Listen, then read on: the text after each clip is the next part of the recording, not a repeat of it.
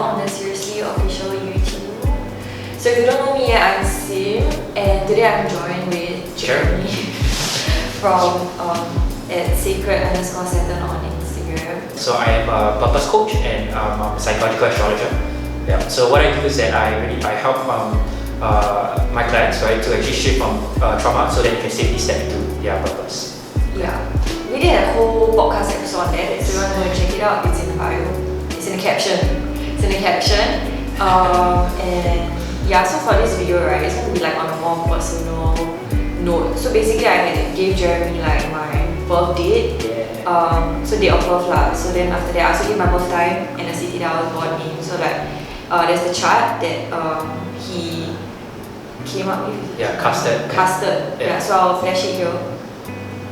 Okay, it's gone now. So that's the chart. So today we'll just be like going through my chart. So I guess you guys will be able to learn more about me and like what my life is like.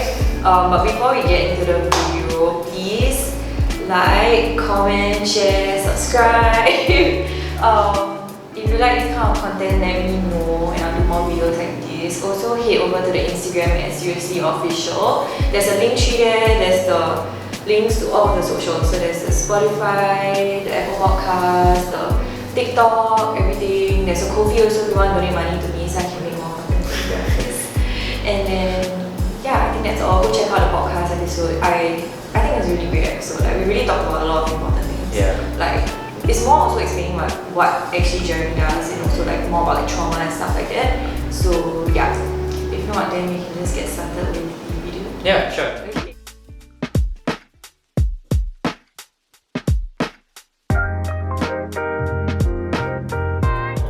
Okay, so I'll explain what astrology is, what I'm doing first, right? Yeah. Then maybe they have audiences have a context about what I'm even looking at, all these patterns and glyphs and lines.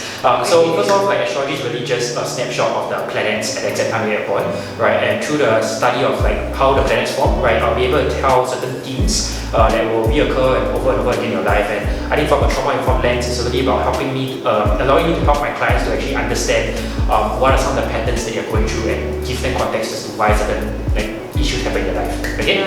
So with that, first thing first, right? So looking at the chart, I like to get a good sense of like where all the planets are, whether it's on the left side, right side. So as you can see, right, a lot of it's quite well spread out, right?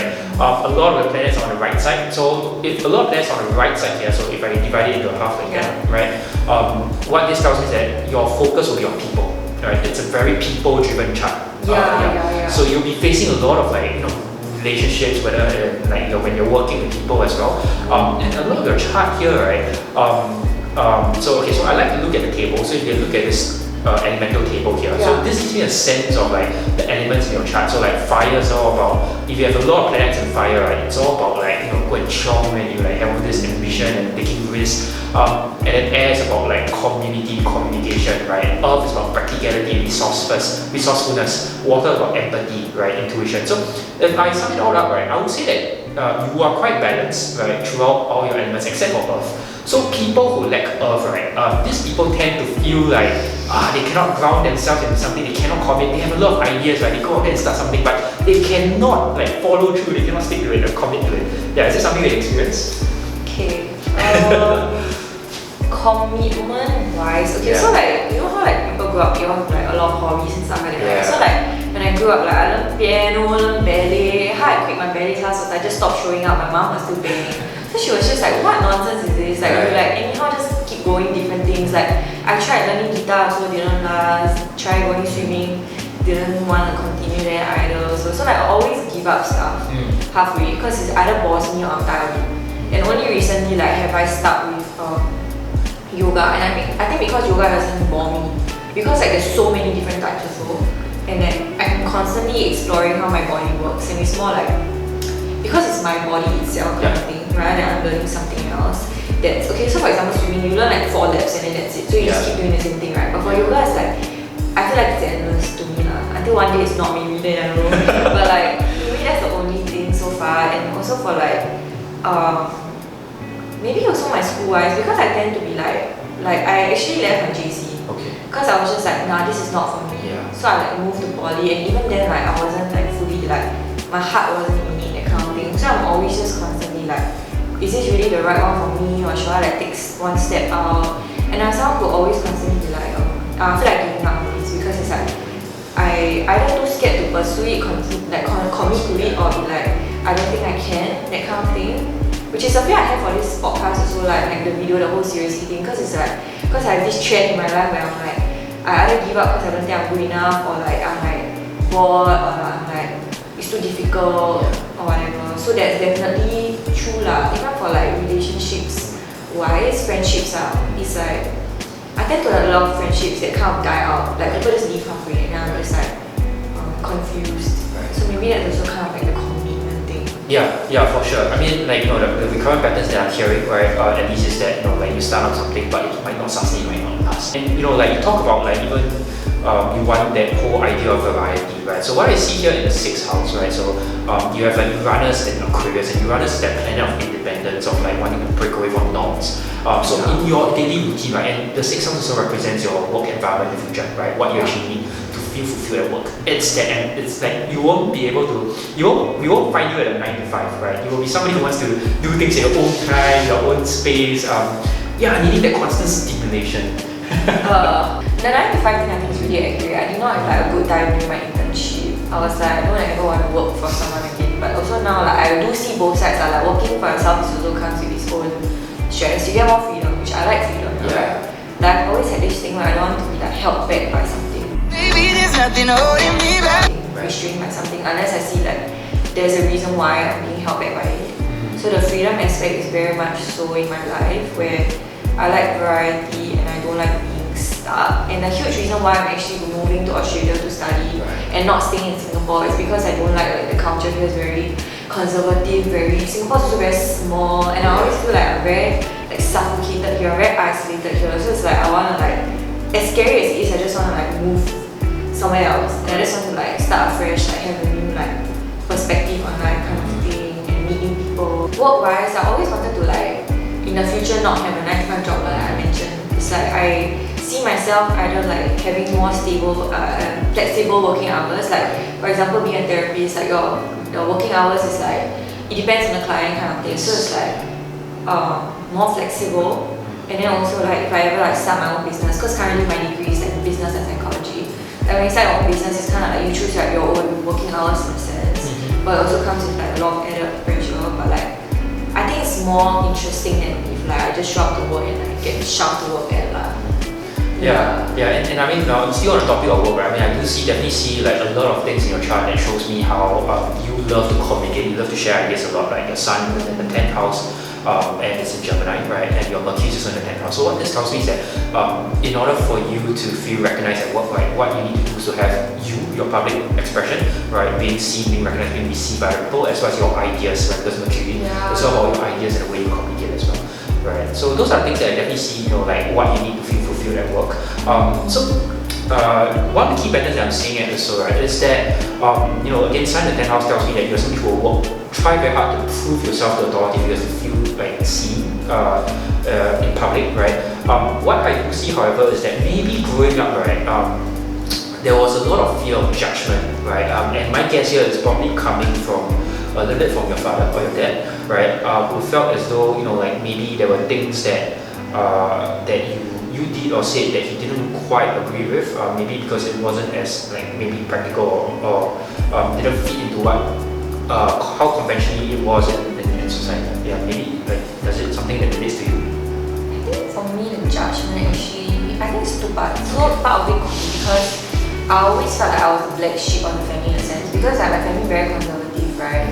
Growing up, and then growing up like I was like, oh actually what's wrong with wearing bikinis? Or like I wear short shorts and my mom would be like, don't wear that. Or like when I was 13 and I started wearing like clothes with like that can show cleavage and stuff, and she's like, no, like you're like too like you're not supposed to do like that. Like girls supposed to be modest or whatever. Like no sex before marriage, no nothing. Which is very ironic because look at what I'm doing now.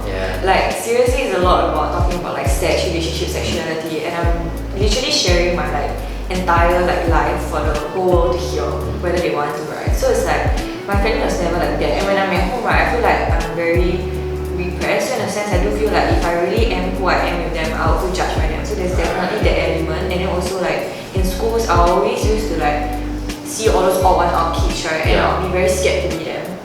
So I'll be like, oh, I have to be normal like everybody else because like, I don't want to be like that kid that had no friends. I want to be like accepted into like a group of friends kind of thing. And I don't want to feel like I don't belong because I've always felt that with my family, like I don't belong here. So how am I supposed to belong out there? Outside, makes sense. Makes sense. Yeah, I mean, I definitely do see like, that huge fear of judgment that, okay, like, own up to who I really am, right? I'm going to be seen as the bad person, right? I'll be outcasted, right? Yeah, I think so. And I see a huge connection here whereby, if you see this red triangle is pointing towards the moon, right, in the 7th house in Pisces. So what this tells me that because I'm so afraid of being that odd one out, I'm being so afraid of like expressing myself, I might just sacrifice and I'll just like, give up my needs to meet the expectations or what this relationship requires of me. So there's an element of sacrifice. So maybe this was something that you could have experienced in your relationships as well. Sacrifice? Yeah, I think in a way I always do like, I think the sacrifice comes again like in 2 parts. I think I sacrifice more in a sense that like, because I'm overcompensating in a sense where I feel like, oh, maybe I'm the problem, so like I better like do something to like, like okay, for example, like when me and my boyfriend we broke up once, right? I like overcompensated during the breakup, like writing like super long letters and like blaming myself entirely so that he would like take me back kind of thing, which is like not a very fair thing to do, like to like completely put everything onto yourself. Or like to be like, oh, I need to do this for this person, or like the person won't like me, so like overly buying gifts for people, being way too nice kind of thing in that sense. And then also maybe sacrificing like who I am to some extent in the past, like not much so now, but in the past in secondary school maybe like I would like not actually be who I am and like try to sacrifice my true identity to be accepted into cliques and stuff. So that's why I said it's like 2 parts. Yeah, definitely. I do see elements of that. At the heart of it, it's that fear of. So I think it's basically because growing up, you've been so conditioned and fearing of like being labeled as the black sheep, right? And could be an identity that you sort of internalize and then therefore feel like, oh, like because if anything bad is going to be my fault, I got to overcompensate for that as well. It could be one of those ways that plays out, right? So this is a very, very interesting pattern that I see. The next thing that I see here that I want to talk about is, Venus is in the 12th house and it's in Leo. So what this tells me is that if there's anything in the 12th house, usually it's hidden from public, right? It's what we hide this parts of ourselves. And Venus here represents, our values, what we find joy and fulfillment and enjoyment in. And Venus is in Leo, so Leo must be seen. Leo needs an audience, right? So there could be a part of you that you sort of keep repressed, right? As a result, coming back to what we shared earlier, how you tend to give up parts of yourself to please or to appease the relationship. That as a result, you start to feel like, oh, am I giving and am I hiding that part of me that wants to let go and have fun, right? So is there a part of you, I'm curious to know, like, growing up, has there been a part of you that is very more flamboyant in the way you express it? That's actually a very funny question. Because like, when I was a kid, right, me and my sister were like the weirdest siblings ever. Like we used to like make up stories and do really weird things together, the 2 of us in like our little bubble. So like to me growing up, I always felt very like free to express my creativity. Like we would like take my dad's iPhone, right, and then we would just film stupid videos or like act like the soft toys and create like scenarios and like create schools for them or like use my Barbie dolls to create storylines and kind of thing. So like growing up, me and my sister were very weird, very quirky, and I felt very safe doing it because it's like she's my sister and she's just as weird as me.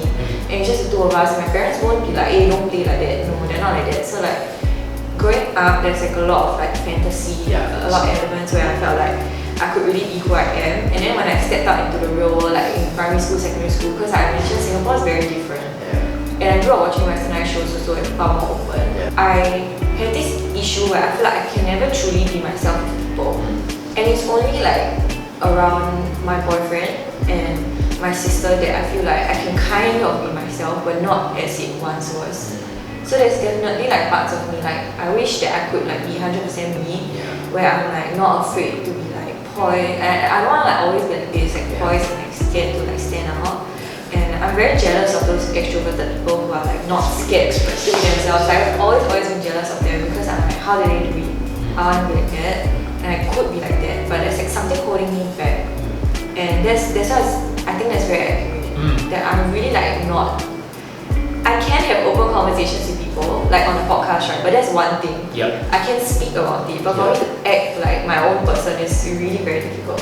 I think that's a huge thing. I think that's what you're actually here to uncover and unpack. And you talk about like I'm obviously in your chart. I see that you're somebody who's going to speak a lot to many people to share things. But I think what's holding you back is really to let you fly. Like you need to show yourself, right, to attract like really people. And I think there's so much in you, like the idea of fantasy that keeps you've been repeating, right? That needs to show up somehow, right? So hopefully, you find a way to integrate that part of it that you've been keeping impressed, right, into what you're gonna do here. And I think your audience will actually love it. I think I just had this fear of like being like rejected or hated on, like the judgment thing. It's just a very, very like huge cloud over my head. Like I want to be who I am, but I think I'm still like working towards it. Like it's a journey. I think the podcast was like a first step. When I first started till now, like I think there's some growth there. Like, I'm trying to be more myself, but it's like still like a work in progress. For sure. Yeah. So for you guys, right, you guys are curious to know. So the idea of astrology here is that as you grow older, right, you'll start to become more and more you. Like it's like a journey, right? And I always think that no chart is ever like good or bad. It's always neutral. It's it's like energy. Like a gun can always be like used to kill and used to defend itself. So a chart is always neutral, right? It's about what we choose to do with the primary design that we have, and how can we use it to serve or benefit ourselves and people around us as well. So which is why I'm always curious to know like parts of us that may be repressed because of our conditioning, whether it's like societal, parental influences. How can we start to tap to and integrate and put that out so that you can use it to entertain people, and as a result, people are going to be seen for who you are as well. So your moon, right? Your moon is also in the 7th house, right? So 7th house here is actually the relationship house. It's what we look for, the traits that we look for in our partner in a long-term relationship, right? And the moon is where we find the most emotional fulfillment. And seeing your moon is actually in Pisces, right? So moon Pisces people tend to need that soft, sensitive partner, right? To feel like he gets you, right? And there's an element of dreaminess as well. So it's a very romantic aspect, right? Like wanting to be like being in the movies or having that like fantasy of that like relationship as well, right? So that is often what you need in a fulfilling relationship to keep you there. Is it something that you can resonate with? I think like I mentioned it's like connected to my childhood a bit because I really was thoroughly happy when I was a kid. Like despite everything like I was going through like family stuff and all that, like me and my sister when we were in our own bubble was like perfect. And I loved like watching movies and stuff growing up. But then like when I finally got into a relationship, right, I think I like overly expected something else when the reality is that most couples are like, especially in Singapore, it's more like muted down in a sense. Like there's still some craziness there, but it's not exactly like what I was expecting it to be lah.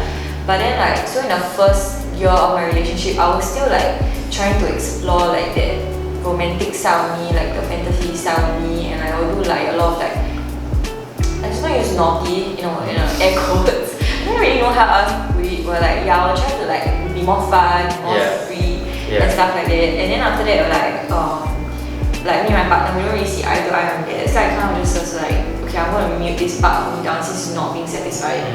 Because like, I don't want to like lose my partner in a sense. So maybe that's also the sacrifice thing you're talking about.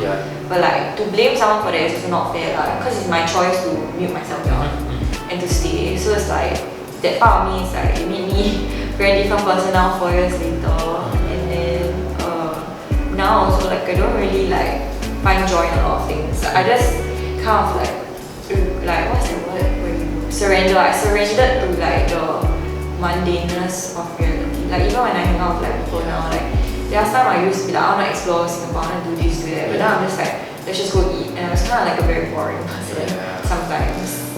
So there's that issue, that conflict that I'm having.